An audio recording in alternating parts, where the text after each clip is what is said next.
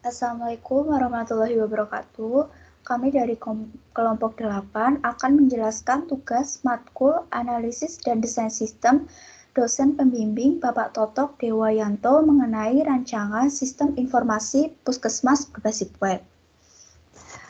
Kali ini saya akan mendemonstrasikan program sistem informasi puskesmas. Sumber aplikasi didapatkan dari Ahmad Kode.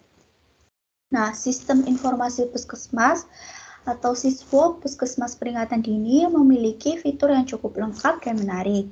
Bagian menariknya adalah fitur notifikasi jika stok obat telah sangat kurang atau kritis. Selain itu juga ada fitur laporan transaksi dan kondisi obat pada puskesmas dalam bentuk PDF. Langsung saja.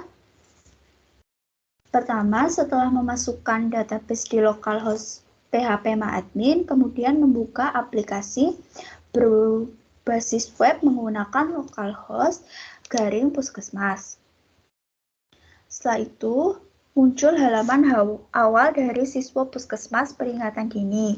Kemudian kita login terlebih dahulu dengan memasukkan username yaitu admin. Kemudian masukkan password yaitu admin. Kita klik login. Setelah berhasil login, halaman pertama yang akan ditampilkan dari website adalah dashboard. Di dashboard sendiri ada informasi yaitu message, custom, dan info. Di info sendiri berisi tanggal dan waktu login. Selamat datang Ardiansyah, login tanggal 8/12/2012 pukul 2.14. Kemudian ada kategori obat. Di kategori obat berisi informasi kategori obat, yaitu mengkategorikan obat berdasarkan jenisnya. Contohnya seperti antiparkinson, diuretik, anestetik, obat kumur, saset bebas, generik, kosmetik, sirup bebas, dan terakhir tablet keras. Nah, di bagian status kita bisa untuk mengedit maupun menghapus. Nah, jika ingin menambahkan data, yang pertama, jika ingin menambahkan kategori obat, bisa dengan cara mengklik tanda plus di kanan atas, kemudian kita masukkan nama kategori obat. Setelah memasukkan, bisa kita klik save data, maka data akan tersimpan. Kemudian, jika ingin menambahkan obat di dalam kategori obat, bisa dengan cara memilih terlebih dahulu kategori obat. Misalnya, kita memilih antiparkinson. Kita klik, kemudian terdapat data obat yang berisi nama, kode obat, produsen, distributor, satuan, harga beli, harga, stok, dan action. Nah, di bagian action sendiri, di sini kita bisa mengedit ataupun menghapus.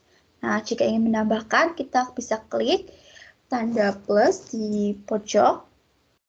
Setelah itu akan muncul halaman from edit data stok obat. Di sini kita bisa melengkapi data. Yang pertama mengisi nama obat, kode obat, kategori obat, produsen obat, distributor obat, satuan obat, harga beli obat, harga obat, stok obat, expired obat, tanggal masuk, tanggal edit. Kemudian setelah selesai mengisi, kita bisa klik save data. Selanjutnya, stok obat. Di stok obat sendiri berisi informasi mengenai obat-obat apa saja yang stoknya tersedia dan stoknya menipis atau kritis. Jika dalam keadaan kritis, maka akan muncul notifikasi. Di data stok obat berisi nama, kode obat, kategori, status, harga, tanggal masuk, tanggal edit, jumlah stok, transaksi, dan status stok. Kemudian transaksi obat.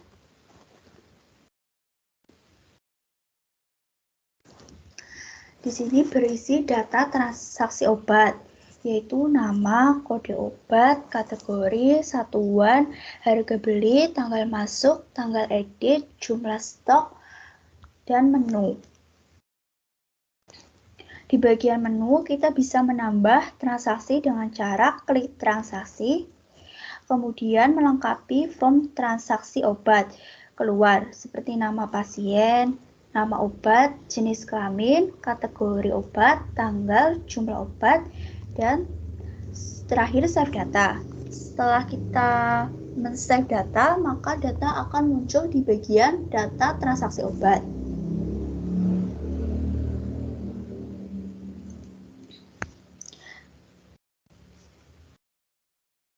Di data transaksi obat keluar berisi informasi mengenai nama pasien, nama, kode obat, kategori, harga, tanggal keluar, dan jumlah obat. Terus kemudian data user.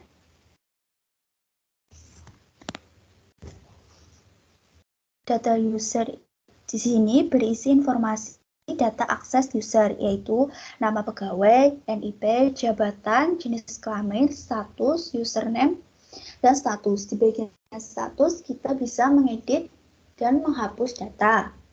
Kemudian laporan. Laporan data stok obat berisi informasi laporan data stok obat berbentuk PDF dengan cara memasukkan tanggal, kemudian klik cetak data.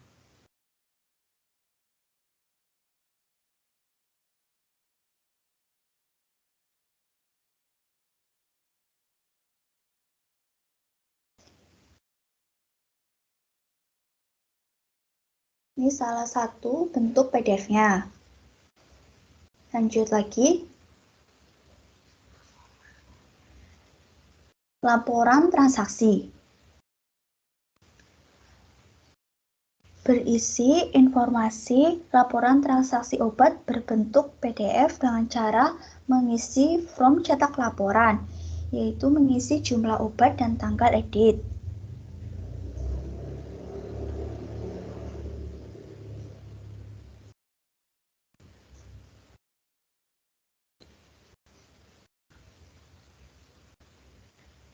Kemudian kita klik cetak data, maka data akan tersimpan dalam bentuk PDF.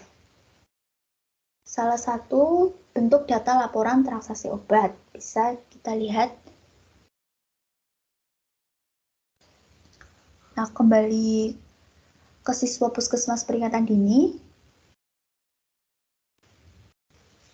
Setelah kita selesai menggunakan aplikasi, kita bisa untuk logout dengan cara mengklik pojok kanan atas, kemudian kita pilih logout. Sekian mengenai demonstrasi aplikasi sistem informasi puskesmas atau siswa puskesmas peringatan dini. Wassalamualaikum warahmatullahi wabarakatuh.